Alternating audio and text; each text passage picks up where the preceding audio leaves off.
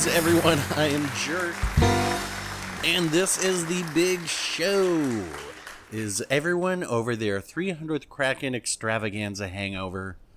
I know the celebrations were going late into the morning, so I appreciate you all making it out for another exciting episode. And it is going to be exciting because brand spanking new guest today, and there's most likely a fair bit to cover because this one doesn't come cheap. So let's not wait any longer, ladies and gentlemen. Put your hands together for the Tier 6 Premium U.S. Destroyer. You don't know them. You don't know if you should even love them. Give it up for Charles F. Hughes. Let me remind everyone that Wargaming has given me this ship for free to interview for you. So when we eventually talk about the cost of getting your own Charles F. Hughes, keep that in mind. So what is this thing aside from another Tier 6 US destroyer? Is it a gunboat? Is it a torpedo boat? Is it a love boat? That last one maybe, because I like weird boats.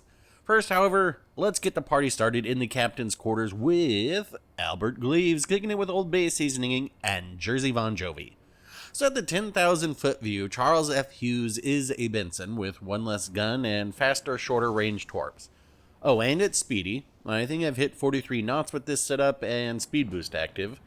But if we look a little closer at the spectrum of Tier 6 US destroyers, Charles F. Hughes sits somewhere between the Sims and the Benson. How exactly is it different from the Sims? Well, it's faster, higher damage torpedoes that reload slower. And then how is it different from the Benson? Well, we already covered the turret, but it's got faster torpedoes that reload faster. So, yeah.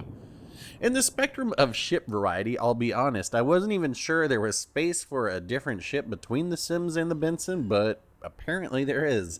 And after putting in about 100,000 XP into this ship, just like Abby Rowland in high school, I like it, and I'm not really sure why.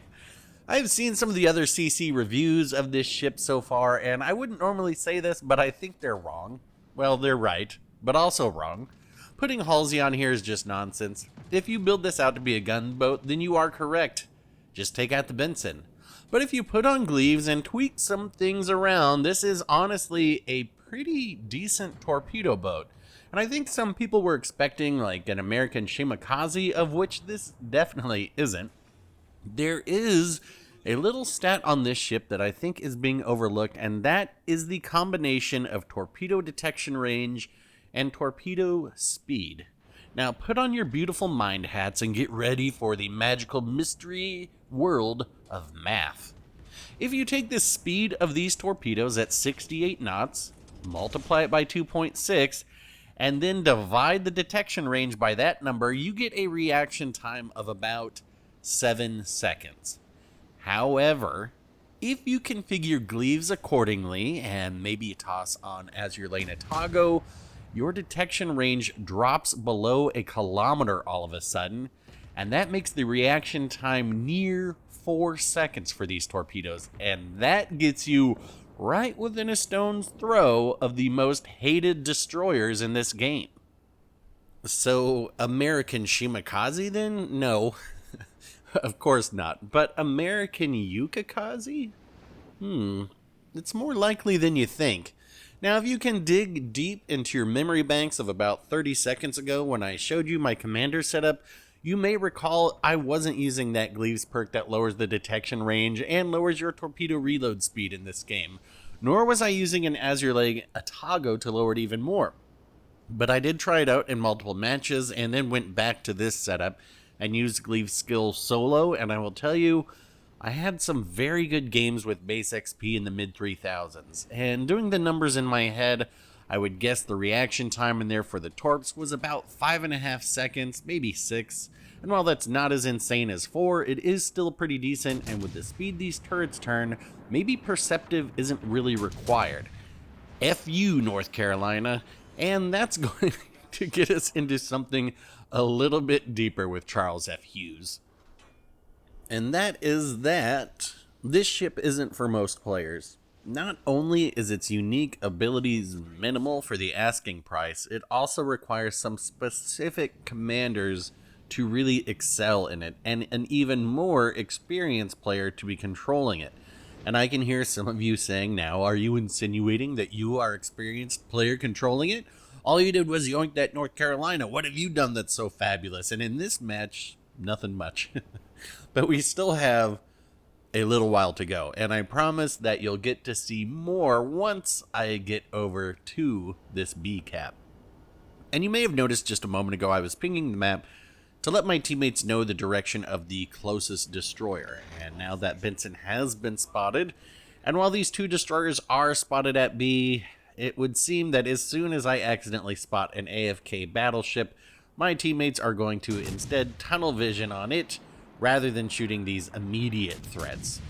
So I'm going to be focusing this Benson as long as I can. We can see the shells working here, pretty floaty, just like all the American destroyers outside of the Fletcher, which has been buffed so many times somehow. I don't understand why, because the Fletcher is obviously one of the best destroyers in the game. But at that point, that's when I saw shells going over my head at this AFK Fuso, and I decided to take the unprecedented choice to do something I normally wouldn't do, and that is to do a quick detour to torp this AFK battleship. So the reason I am doing this isn't because I'm damage hunting. It is to provide a little Ritalin to my teammates so they can focus on what's more important. And that is the two destroyers here. Now fortunately, I do have Gleaves on here, so I've got a little extended range, though I don't have him fully maxed out yet, so the torpedo range could be extended further. But because of that, I don't have to go too far out of my way to send both of these sets in. And I've got this speed in this ship that doing so doesn't put me too far out of position for too long. And while the teams are fairly even on ships, the fact that the red team has 3 destroyers to just me does not bode well without taking some action. And as we covered before, while this ship isn't the gunboat that the Benson is, what with having one less turret and a slower reload speed, that doesn't mean the guns don't work. And we are about to see a sequence where I have to put them to work. Let's see what happens with all those torpedoes. Oh yeah, yeah. And we got a flood, and watch this. See, sometimes you yoink, sometimes you get yoinked. It's all good, but at least now there's nothing else for my teammates to focus on other than what's about to happen right in front of me. And what is it exactly that is happening in front of me? Well, we know the red Benson is in their smoke because we can see them firing from it. I suspect that the Akatsuki is still down here because they were spotted not that long ago. And pretty soon the red Gaida will pop up right there. And so I need to finish flipping this cap. And once I do that, I'm going to put out some prospective torps and put the guns on here to work. And we're going to be able to say F you to 3 destroyers very quickly. So, alright. I'm looking at the Gaida, and I'm going to put one set out there. Hold on. Yeah, what are we doing? Alright. They look like the kind of player who will chase somebody in, and then I'll put the other set there. But we know that this Benson's going to come out, so let's get ready. Do we have any music we can play for this? We don't? Not even? Alright, fine. We don't have any music for this, but we are going to start shooting our guns. Torpedoes to start.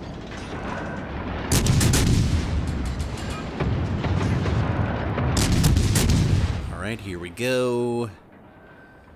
Do we get to say it? F you, Benson. And there's the Akatsuki. And okay, dodge these. Oh! F you, Gaida. Now let's go chase down that Akatsuki. We get the double strike there. This Akatsuki, they must be, did I say Akatsuki? Akatsuki. This Akatsuki must be using a target acquisition system. You know, you see some weird stuff out here. And not even Miami Vice thing? Ugh. Only if we want to get demonetized. Thread the needle here. And come on. F you, Akatsuki. So, real quick, we level things out. We take out all 3 of their destroyers, and At this point, I was like, okay, we are going to be getting a Kraken in this game. But how do I make it so my teammates can't yoink this? Sometimes you have to think about that. Like, if I put myself in smoke, I won't be able to keep them spotted, so my teammates won't be able to shoot them. But and I am going to do that. But it becomes apparent that this Mutsu is not even really thinking about that at this point. They know that there was a destroyer just spotted over here. Probably the last thing you want to do is keep going in a straight line.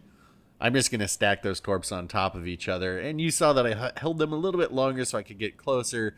And now's when I'm going to actually drop smoke so this player is no longer spotted. But then I changed my mind because I'm like, oh wait, what if they see the smoke and then turn? So, I don't know. It's just one of those things you risk sometimes. Anyway. Have the torps been detected yet? I don't know. It's not going to matter because Kraken 302 in the Charles F. Hughes. But do you think we can get a six-pack? So while I head in here and try and quench my thirst with this Colorado, let me give you my summary of this ship. Is it worth it? Should you want it? And if you have it, what will you do with it? Is the ship worth $50 or however much these tier 6 ships cost? Well, it's your money to spend as you like, but in my opinion, no computer boat is worth that much. If it were like 10 or 15, maybe. Which begs the question, why are higher tier ships more expensive? Shouldn't all ships just be a flat rate? Tiers themselves are an imaginary construct of the game, and it's not as if the quality of gameplay is any different at any tier over 3. Is it an OP ship? No, definitely not, but I think it is actually better than most are giving it credit for. But not every ship needs to be game-breaking and OP. It seems a lot of people only want something that is. Now, what should you do with it if you have it? Don't try and turn it into something it's not. You shouldn't take a brawling battleship and make it a sniper. And you shouldn't take the Charles F. Hughes and try and turn it into a gunboat. Focus on the torps. Speaking of, we got our torps out. It looked like the Colorado's turning, and they're kind of doing exactly what we want. We're racking up a little bit more damage here. We get the fire on there as they turn directly into our torps. Come on, baby. Give us the six-pack. We're at 131,000 damage. Ain't too shabby. And I've had higher damage games in this too. However, look, no. Alright, let's see the scoreboard. 2,918 XP for just shy of a very good game. Though, as stated, numerous very good games have been had in this ship already. A couple AFKs on both teams and a GG to all involved. It really came down to that whole sequence at B. And that's going to wrap it up for this one. If you think a ship can be brought into this game and still be enjoyable without being OP, hit like. If you want to see a battleship version of the Otakov with Shima torps, hit dislike. Questions, comments, leave them down below. And if you want to make sure to see our next episode, which as a hint, will tease you and unease you, then Citadel the subscribe button. Thanks for watching, folks. I will get back out there for another one soon, and we will talk then.